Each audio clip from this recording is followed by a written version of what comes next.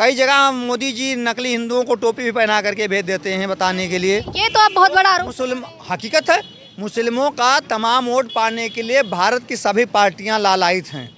हिंदू का वोट पाने के लिए कोई लालायित नहीं है। ये जो भाजपा की सरकार है एससी और ओबीसी का सबसे बड़ा शोषण और दमन कर रही है। तमाम दलितों पर हमला हुआ, मायावती जी का कहीं पता नहीं था। तमाम माइनॉरिटी पर हमला होता है, सपा का कहीं पता नहीं। केवल अखिलेश जी, उनके हाथ में मोबाइल का ट्विटर हैंडल है, अपना ट्विटर हैंडल से डाल देते हैं।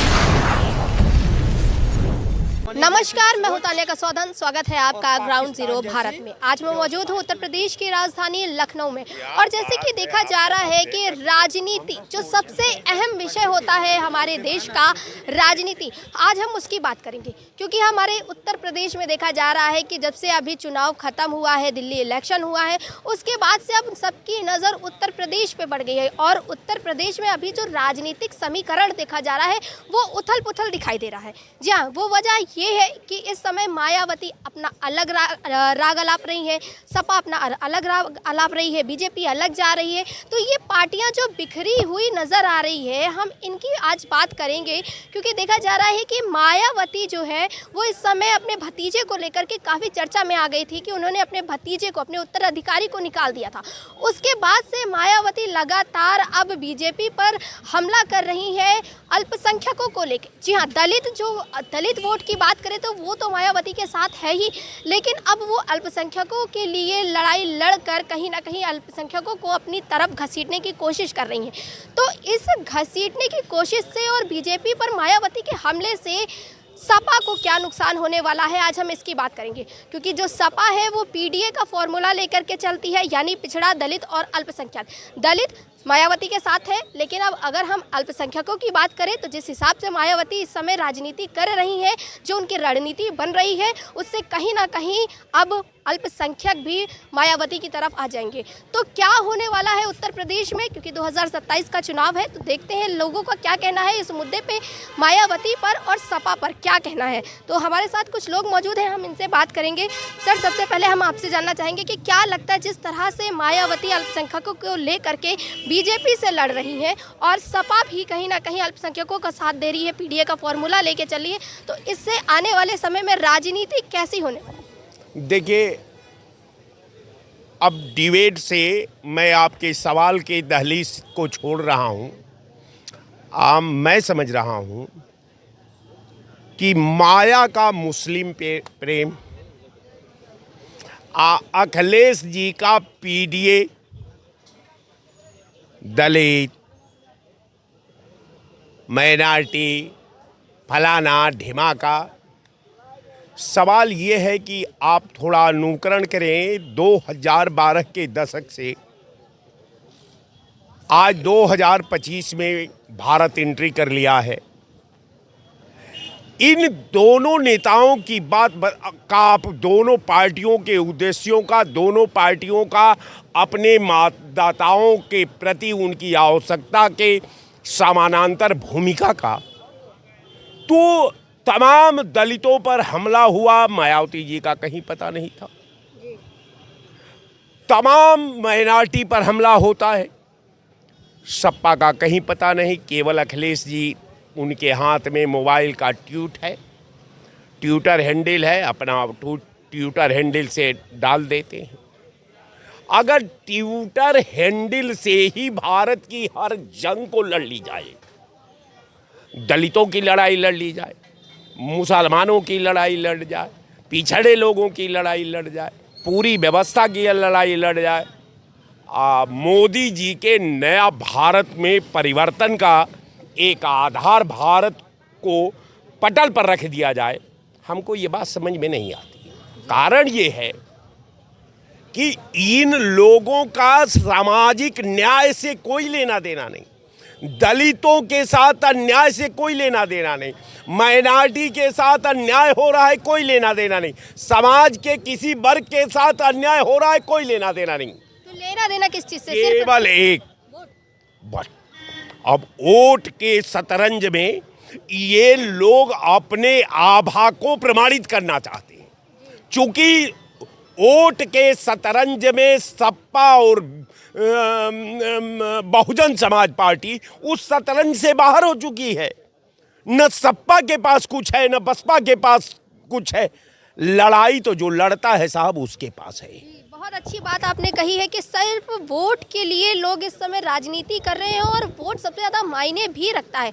तो हम आपसे पूछना चाहेंगे, जिस तरह से इन्होंने कहा कि वोट मायने रखता है, तो क्या लगता है कि कांग्रेस अलग है, सपा अलग है, मायावती अपनी अलग जा रही हैं, तो क्या लगता है इस बार मायावती उत्तर प्रदेश में चुनाव अकेले लड़ेंगे?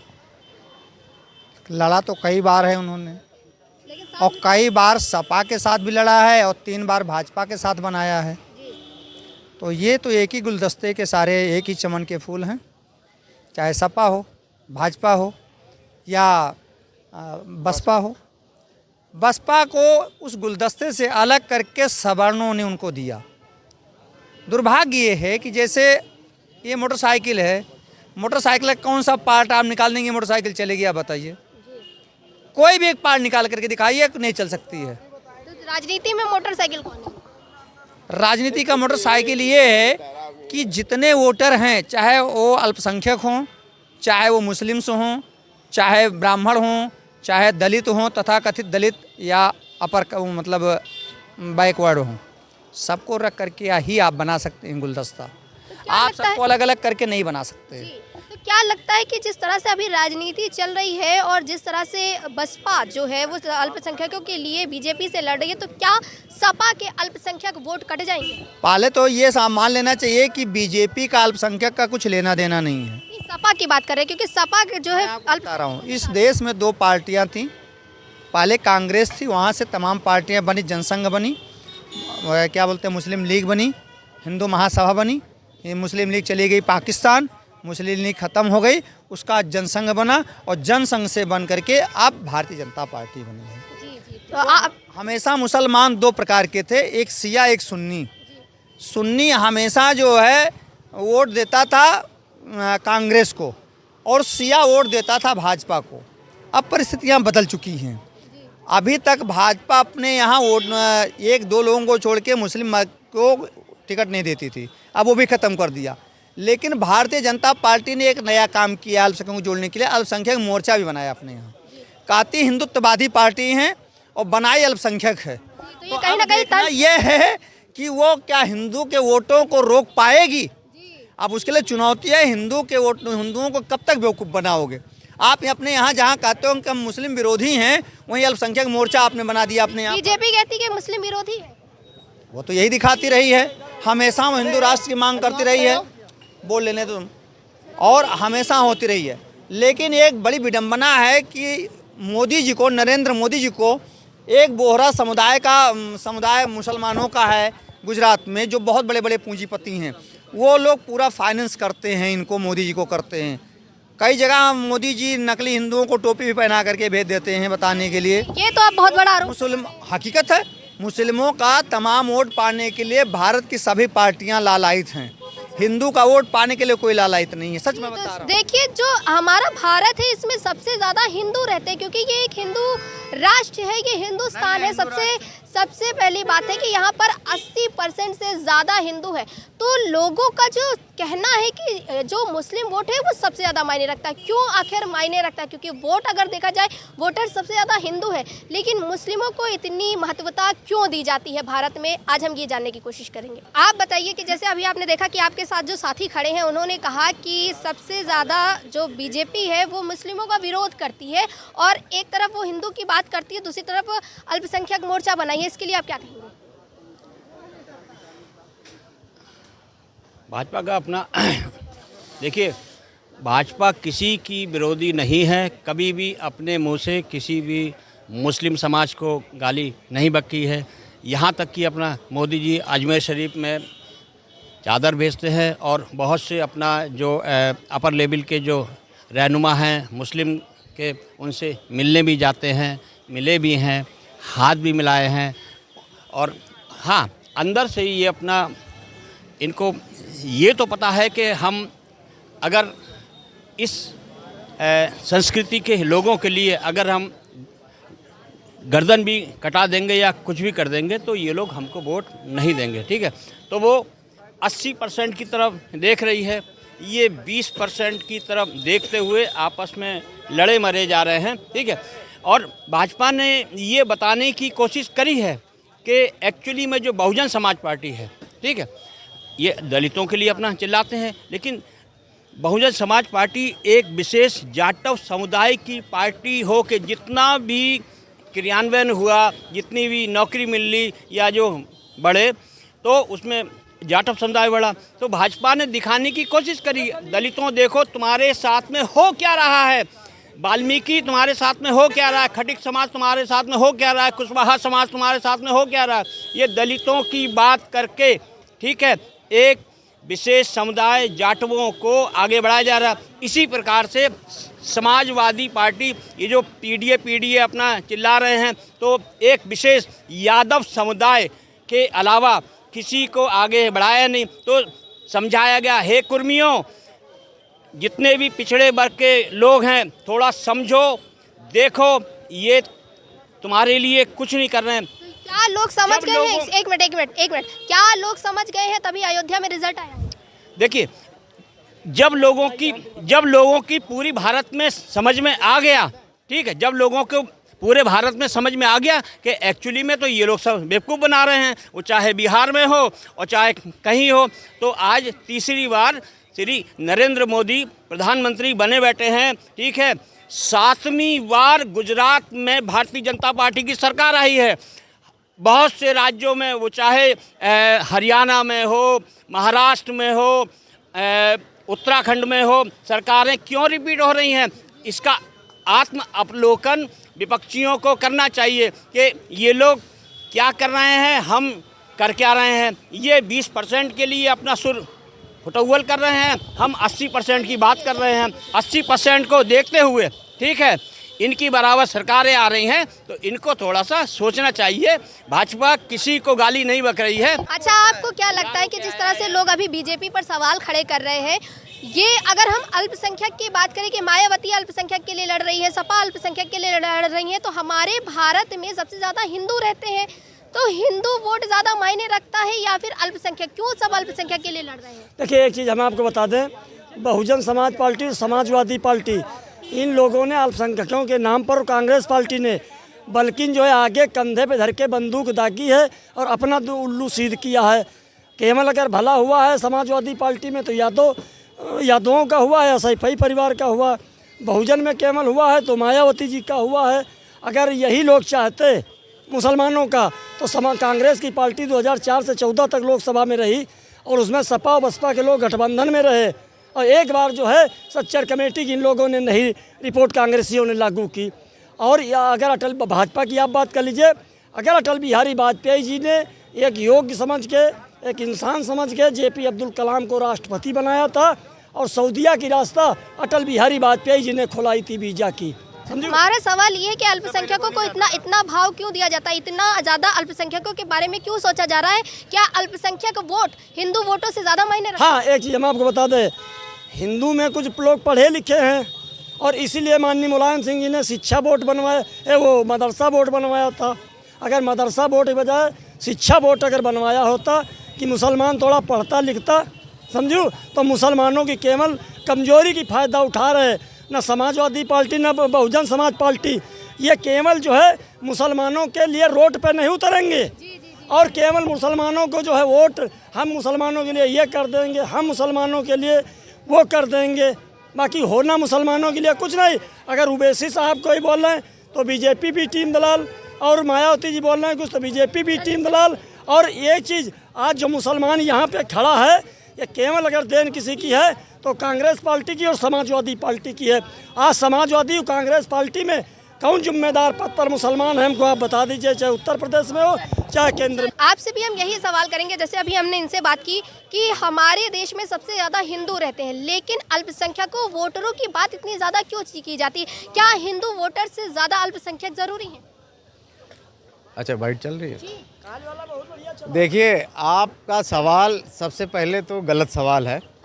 यहाँ भारतीयों की बात होनी चाहिए, हिंदू मुसलमान इस देश। लेकिन राजनीतिक पार्टियां भारतीयों की कम और अल्पसंख्यक, पीडीए, दलित, इन सब की बात ज़्यादा करती है। आप बताइए।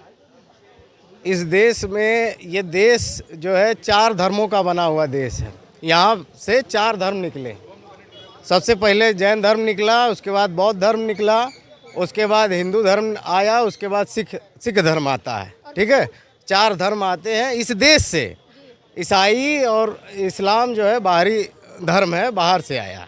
ठीक है, इस देश में सबसे बड़ी जो पॉपुलेशन, जिसको आप हिंदू पॉपुलेशन कहती हैं, वो SC ST OBC की पॉपुलेशन है।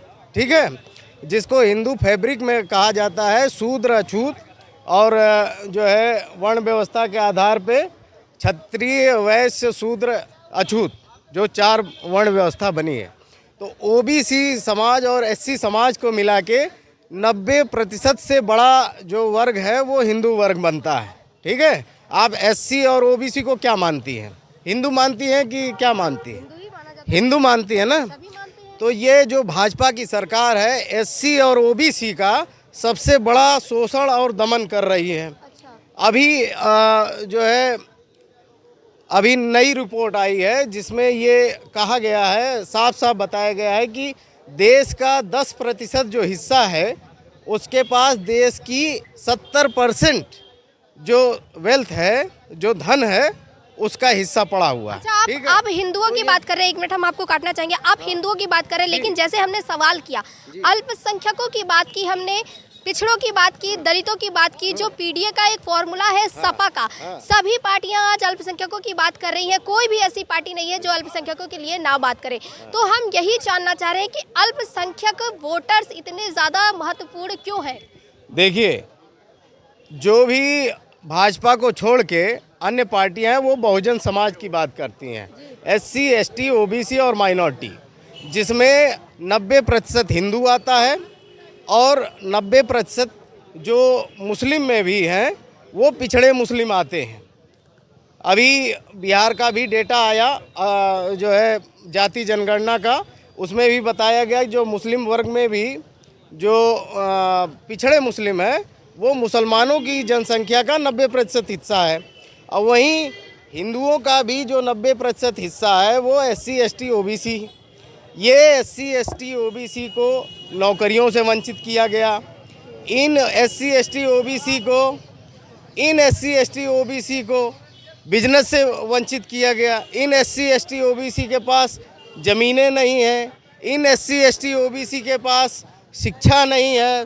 स्वास्थ्य की जितनी व्यवस्था है उसमें SC ST OBC का कहीं, यानी कि सब जनरल को छोड़ करके कहीं भी आप सवाल बिल्कुल गलत पूछ रही हैं। आप ध्रुवी, ये मेरा सवाल गलत है क्योंकि हम अल्पसंख्यकों की बात कर रहे हैं, ना कि हिंदुस्तानियों की बात कर रहे हैं। क्योंकि शायद सिर्फ मीडिया अल्पसंख्यक की बात करती है और राजनीति में कोई भी पार्टी आज अल्पसंख्यक की बात कर ही नहीं रही है, इसलिए शायद हमारा सवाल ही गलत है। जी हाँ, क्योंकि ये कह रहे हैं कि हम अल्पसंख्यकों की बात कर रहे हैं, चाहे आप बसपा को देख लीजिए, चाहे भाजपा को देख लीजिए, चाहे आप कांग्रेस को देखिए या सपा को देखिए, सभी आज अल्पसंख्यकों की बात कर रही है। लेकिन जब मीडिया सवाल करे तो वो अल्पसंख्यक नहीं होते, वो हिंदुस्तानी हो जाते हैं। तो शायद मीडिया का सवाल ही गलत है। हमारे साथ इस समय बीजेपी के सक्रिय सदस्य पंकज पनेरू जी हैं। हम इनसे बात करते हैं और जानते हैं कि आखिर इनका मायावती और सपा का जो ये समीकरण चल रहा है अल्पसंख्यकों को लेकर के, इस पर क्या कहना है? सर, सबसे पहले आपका स्वागत है हमारे चैनल में। सर, आप क्या कहना चाहेंगे, जिस तरह से हमारे देश में अल्पसंख्यकों की बात होती है और इस समय देखा जा रहा है कि मायावती बीजेपी पर हमला कर रही है अल्पसंख्यकों को लेकर के, और एक तरफ सपा PDA की बात करती है, तो जिस तरह से मायावती अल्पसंख्यकों की बात कर रही है, तो क्या अल्पसंख्यक वोटर्स जो सपा के हैं वो अब मायावती की तरफ जाने वाले? देखिए, पहले तो मैं आपको बताना चाहूँगा कि अल्पसंख्यक का इस्तेमाल मुलायम सिंह जी ने भी खूब अच्छी तरीके से किया है, कांग्रेस ने भी खूब अच्छी तरीके से किया है, और इस तरीके से उपयोग किया गया है कि जैसे फुटबॉल का गेंद होता है, कभी इस पाले पे, कभी उस पाले पे, कभी इस पग पे, कभी उस पग पे। कुल मिला के अगर देखा जाए तो जो सबसे ज़्यादा शोषण हुआ है अल्पसंख्यकों का वो मुलायम सिंह जी की सरकार पर हुआ है। यानी समाजवादी पार्टी ने इनका भरपूर वो किया गया है, शोषण किया गया है। आप ऐसे देख सकते हैं कि जब आजम खां जी के ऊपर विपत्ति पड़ी और उनके ऊपर जो भी जांचें हुई, उस दौरान पे अखिलेश यादव पूरी तरीके से शांत थे, ना तो वो जेल में मिलने गए उनसे और ना उनके विषय में वो चर्चा करना पसंद करते तो थे। फिर ये क्यों पीडीए का फॉर्मूला बार बार लगाते हैं और क्यों अल्पसंख्यकों की बात करते हैं? अल्पसंख्यक को सिर्फ रिझाने का काम कर रहे हैं, उनको यूज किया जाता है और उनका दुरुपयोग किया जाता है। और ना तो आप देखेंगे कोई भी कोई मजबूत अल्पसंख्यक नेता को ना ये शीर्ष में बैठा लेंगे, ना ये किसी पैनल में बैठा लेंगे। इनको सबसे ज़्यादा डर था आजम खां जी से कि कहीं ये सत्ता मुलायम सिंह के बाद आजम खां जी के पास में ना आ जाए, इसलिए इनको उखाड़ के फेंका गया है और इनको बिल्कुल दरकिनार कर दिया गया है। और इनकी पृष्ठभूमि अल्पसंख्यक भी बहुत अच्छी तरीके से समझ गया है कि ये सिर्फ हमको बेवकूफ़ बनाने का कार्य कर रहे हैं। और यही काम जब मायावती जी आई थी तो मायावती जी ने भी फंडा ये अपनाया था, लेकिन बहुत ज़्यादा कारगर सिद्ध नहीं हुई। पश्चिम पे कई मुस्लिम नेता को उन्होंने बढ़ावा भी दिया, लेकिन वो उससे कोई उनको फ़र्क नहीं पड़ा। अच्छा, जैसे विपक्ष का कहना है कि जो बीजेपी है वो कहीं ना कहीं मुस्लिम विरोधी है, विपक्ष पे हमला करती रहती है, लेकिन अब जब बात आती है कि बीजेपी की तो कह रहे हैं एक तरफ मुस्लिम मोर्चा चला रही है और एक तरफ मुस्लिमों का विरोध कर रही है बीजेपी। तो क्या लगता है कि बीजेपी के लिए लोगों की क्या थिंकिंग है अल्पसंख्यकों को लेकर? देखिए, बीजेपी अल्पसंख्यकों की कभी विरोधी नहीं रही है। आपको बता देना चाहूँगा कि जब सबसे पहले अटल बिहारी वाजपेयी जी की सरकार थी तो राष्ट्रपति श्री APJ अब्दुल कलाम जी को लाने वाले अटल बिहारी वाजपेयी जी ही थे। भाजपा ने ही प्रमोट किया अल्पसंख्यक राष्ट्रपति वो हो हमारे यहाँ। और आप नकवी साहब को देखेंगे, कई हमारे क्या कहते हैं अल्पसंख्यक लोगों को बढ़ावा दिया गया है। और जो राशन बांटा जा रहा है वो कोई चेहरा देख के तो नहीं बांटा जा रहा। सबसे ज़्यादा लाभ तो मुस्लिम ही ले रहे हैं। भाई हिंदुओं में 1-2 बच्चे होते हैं, भाई मुस्लिम्स में आप लोग भी जानते होंगे 4-5-6 बच्चे हैं। तो सबसे ज़्यादा तो लाभ जितनी योजनाएं हैं, जितने आवास मिले हैं, आप देख लीजिए मुसलमानों का ही उत्थान हुआ है उसमें सबसे ज़्यादा। तो बीजेपी मुसलमान का विरोध कहाँ से कर रही है? विपक्ष तो लगातार यही कहती है। विपक्ष को तो किसी ना किसी तरीके से गुमराह करना है। भाई विपक्ष तो इस बात के लिए भी बड़ी वो एक्साइटेड हो रही थी कि कुंभ में कैसे हम गड़बड़ी कराएं और कुंभ की बदनामी करें। इतना बड़ा आयोजन वो हुआ हमारे यहाँ और करोड़ों लोगों का स्नान हुआ, उस पर भी वो बड़ा परेशान हो रही थी कि यहाँ की परेशानियाँ क्यों नहीं हो रही हैं। तो वो पूरी तरीके से विपक्ष। एक आखिरी सवाल आपसे ये है हमारा कि जब हम अल्पसंख्यक की बात करते हैं, वोटर्स की बात करते हैं, भारत में देखा जाता है कि सबसे ज़्यादा हिंदू वोटर्स हैं, लेकिन लोग अल्पसंख्यकों को लेकर के, पार्टियां अल्पसंख्यकों को लेकर के इतना महत्वपूर्ण क्यों देती है? क्या हिंदू वोट जो 80% हिंदू है उनसे ज़्यादा ये अल्पसंख्यक इम्पॉर्टेंट है? क्या मुस्लिम वोट ही ज़्यादा ज़रूरी है? देखिए, ऐसा है, अल्पसंख्यक वोट को इन लोगों ने समझा है भेड़ चाल। अल्पसंख्यक जहाँ एक जगह जाता है तो वो बस सब लोग सर झुका के बस उसी तरफ चले जाते हैं। ये इन लोगों में थोड़ा शिक्षा का अभाव है। ये अपने आप से बेचारे कुछ नहीं सोच पाते हैं और इनको जो मुल्ला मौलवी जैसा समझाते हैं, जो इनके नेता जैसा बलगलाते हैं, वो उस बहकावे में आते हैं और सिर्फ अपना बेचारे शोषण कराते हैं और इनके नेता और मुल्ला मौलवी मलाई खाते हैं और कुछ नहीं है। देखा आपने कि कैसे इन्होंने बताया कि अल्पसंख्यकों को लेकर के जो विचारधारा है वो कहीं ना कहीं लोगों की गलत है, सिर्फ वोटिंग के लिए। जी हाँ, सिर्फ वोटर्स के नाम पर अल्पसंख्यकों को ध्यान में रखा जाता है, ना कि कामों को लेकर के। आप क्या कहना चाहेंगे? जिस तरह से अल्पसंख्यकों को लेकर के इस समय राजनीति चल रही है, तो क्या लगता है कि आने वाले टाइम पे अल्पसंख्यकों को इतनी ज़्यादा महत्व दी जाएगी और राजनीति क्या होगी आगे? देखिए, अल्पसंख्यक की विपक्ष जो मुद्दे उठा रहे हैं, हमेशा से उनको सिर्फ वोट बैंक बना के यूज़ करने का काम किया गया है, चाहे वो सपा हो, चाहे वो भाजपा हो, चाहे वो कांग्रेस हो। लेकिन भारतीय जनता पार्टी में जो उनको एक वैल्यू दी गई है, मंत्री पद बनाने का काम किया गया है, वो कहीं ना कहीं बहुत बड़ी बात है। भारतीय जनता पार्टी का जो एक सीधा नारा है माननीय प्रधानमंत्री जी का, सबका साथ सबका विकास, सबके विश्वास से बात करने वाले माननीय प्रधानमंत्री जी, कहीं ना कहीं सभी उसी नक्शे कदम पे काम करने के लिए आगे बात भी करते हैं और ज़मीनी स्तर से वो दिखता भी है जनता के बीच में। अभी आपने एक बात कही कि सबका साथ सबका विकास सबका विश्वास, ठीक, ये एक नारा है बीजेपी की तरफ से दिया गया, लेकिन विपक्ष लगातार कह रही है कि बीजेपी मुस्लिम विरोधी है। देखिए, वही तो मैं कह रहा हूँ, जो स्वयं खुद गंदी सोच के लोग हैं वो वही थिंकिंग रखेंगे ना दूसरे के लिए। जो स्वयं अपने ही शासनकाल में उस तरीके का जो अपनी सरकार में वो उन लोग के लिए वोट बैंक बना के यूज़ करते चले आए, ना उनको पढ़ाया ना आगे बढ़ाया। मदरसे खोले, उसमें लोगों को दंगा प्रथात बढ़ाने के लिए सबसे ज़्यादा आगे रखा गया। और ये बताइए, मदरसे से कभी कोई बताइए कि IAS बनाओ, PCS बनाओ, कोई बड़ा इंजीनियर बनाओ, आप मेरे को एक बात नहीं समझ में आती है, बिल्डिंग बनाने के लिए 30 200 किताबें पढ़नी पड़ती हैं। मुझे ये नहीं समझ में आता है कि मदरसे में कौन सी ऐसी एक किताब पढ़ाई जाती है जो एक किताब पढ़ाते ही पूरी एक बिल्डिंग ख़त्म कर देते हैं। तो ये कठमुल्ला वाली जो बात थी ये क्या सत्य है जो योगी आदित्यनाथ ने कही थी सदन के अंदर? योगी आदित्यनाथ जी बिल्कुल जो होता है डंके की चोट पे बोलने वाले माननीय मुख्यमंत्री योगी आदित्यनाथ जी हैं, जो ऐसा मुख्यमंत्री इतिहास में पहली बार आया है, ना दोबारा कभी कोई भविष्य में आ सकता है, ना ऐसे कोई उत्तर प्रदेश चलाने वाला कोई किसी के अंदर शासन ही नहीं है जो इस तरीके का शासन लेने जनता के हित में बात करने वाले, जो 24 घंटे के अंदर अगर न्याय दिलाते हैं तो योगी आदित्यनाथ जी हैं। चाहे वो जनता से लेके, चाहे वो कानून व्यवस्था हो, चाहे वो कोई भी किसी प्रकार की भी दुर्घटना हो, दंगा प्रथा से लेके, उत्तर प्रदेश में योगी आदित्यनाथ जी का सीधा फैसला है, नो जेल नो मेल, सीधे प्रभु से मेल। तो जनता पूरी तरीके से यही पसंद करती है, इसीलिए बार बार रिपीट सरकार हो रही है उत्तर प्रदेश में। रिपीट सरकार इतिहास में पहली बार हुई योगी आदित्यनाथ जी की। और पुनः फिर देखिएगा, मैं आपके चैनल के माध्यम से भविष्यवाणी कर दे रहा हूँ कि 27 में योगी आदित्यनाथ जी फिर से रिपीट हो रहे हैं और डंके की चोट पे होंगे, भारी वोटों से जीत होगी और यही जनता जिताएगी, उत्तर प्रदेश की जनता दिखाएगी। और अल्पसंख्यक की बात करने वाले लोग ये इस चीज़ पे अब आपके पापड़ और राजनीति अब नहीं सीखने वाली है, क्योंकि तो क्या होगा विपक्ष का? सपा का क्या होगा, बसपा का क्या होगा, कांग्रेस का क्या होगा? सपा का सपाया हो चुका है उत्तर प्रदेश से, हो चुका है क्योंकि अब इनको कोई भी नहीं पसंद करता है। जो इक्का दुक्का जो भटके हैं, जो अंधभक्त वाले लोग हैं, जो कहते हैं जो मदरसे में पढ़ाए गए। अभी मैं आपके चैनल के माध्यम से एक बात बोलना चाहता हूँ माननीय अखिलेश यादव जी को कि आप मुझे ये बताइए कि किस मुसलमान को आपने आगे बढ़ा दिया, ना पढ़ाया ना लिखाया। अगर ये बढ़ाने का काम करते तो शायद आप मुसलमान इनके साथ होता, आज भारतीय जनता पार्टी में ना आता। लेकिन सपा में तो बहुत सारे मुसलमान देखा गया है कि नेता हैं, मंत्री बने बैठे। वो सबकी दिमाग की बुद्धियाँ अभी तक वहीं पे ही भ्रष्ट हैं, क्योंकि उनको पढ़ाया नहीं गया। अब अगर वो पढ़ लिख लेते तो वो आगे चल के डिमांड करते कि मुझे ये पद दीजिए, मुझे वो पद दीजिए। वो उनको सिर्फ यूज़ किया गया है वोट बैंक के उससे, सिर्फ इसलिए कि अब भाई अगर पढ़ लिख लेंगे तो कोई पंचड़ कौन बनाएगा, अब्दुल पंचड़ वाला कौन रहेगा? कहीं ना कहीं अभी भी अल्पसंख्यकों को नीचे की गिराने की कोशिश की जा रही है। बिल्कुल की जा रही है। भारतीय जनता पार्टी से इनको सीखना चाहिए राजनीति, जो भविष्य में ये कभी नहीं सीख पाएंगे, क्योंकि जनता सत्ता में आने नहीं देगी। क्योंकि सत्ता ही एक कहते नहीं, जनता ही जनार्दन है जो किसी को गिरा भी सकती है, उठा भी सकती है।